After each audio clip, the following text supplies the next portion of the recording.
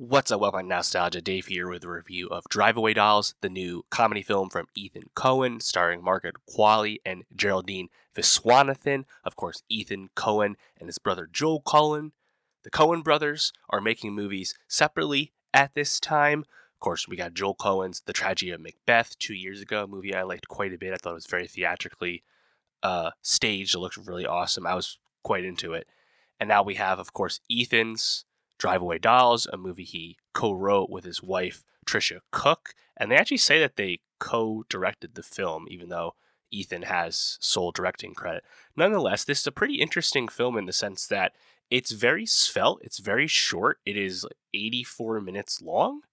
And, I mean, it's like barely 84 minutes long. It's very, tight, perhaps almost like too short of a film, I guess you could say. I think Drive-Away Dolls is a fun time, but there's not a whole lot under the hood with it. So you kind of just have to take it for what it is, which is this road comedy between these two lesbian friends played by Qualley and Viswanathan during 1999. The film is very comedic. It's very sex forward. We don't get a lot of sex and depictions of sexuality to this degree anymore. So in that sense, I'm happy to get it. Just because it's pretty rare, unfortunately, nowadays. Although I think if you're looking for that sort of thing, you're looking for lesbian, love story, lesbian sex movie, I would say wait a little bit longer for Love Lies Bleeding with Kristen Stewart coming out in 2 weeks. I think that's a better movie. But Drive-Away Dolls, for what it is, I think it's pretty enjoyable. You know, Qualley has a lot of star power in this role. Her character, Jamie, is doing a southern accent, supposed to be from Texas. It's very thick.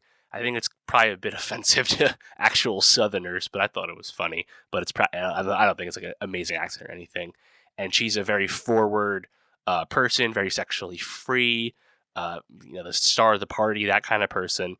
And then her friend, played by Geraldine Viswanathan, Marion, is the opposite, completely uptight, hasn't had sex in a while. They're very different, but they're friends.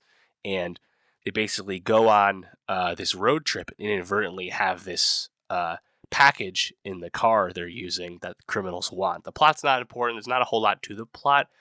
And honestly, the plot takes very wild swings as well. And I think you just kind of have to be on board for this movie to go in wild directions. And for me, I was most enjoying just being in Qualley and Viswanathan's charisma, being with that. That's the most enjoyable thing about the movie to me. I think a lot of the hallmarks of the Coen brothers' aesthetic and film identity in terms of criminal hijinks, it's pretty familiar in Drive-Away Dolls, for sure. Ultimately, I think the plot kind of lost me towards the second half. The setup, though, was pretty effective. Beanie Feldstein as Suki, Jamie's kind of a strange ex-girlfriend. Firecracker performance from Feldstein. She's throwing heat. I think she's really funny in it. Some great cameos from Pedro Pascal and Matt Damon, very small roles. They're fun. Coleman Domingo as a gangster. A lot of these people are new to the Coen brothers' orbit as well, but I feel like they fit right in terms of that vibe.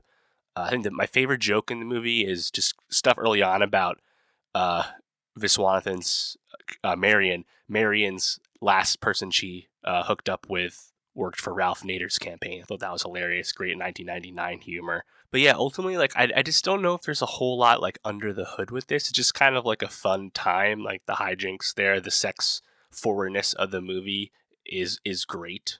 I love that we have that. And I think you just kind of be on for the ride. Just lesbian road comedy.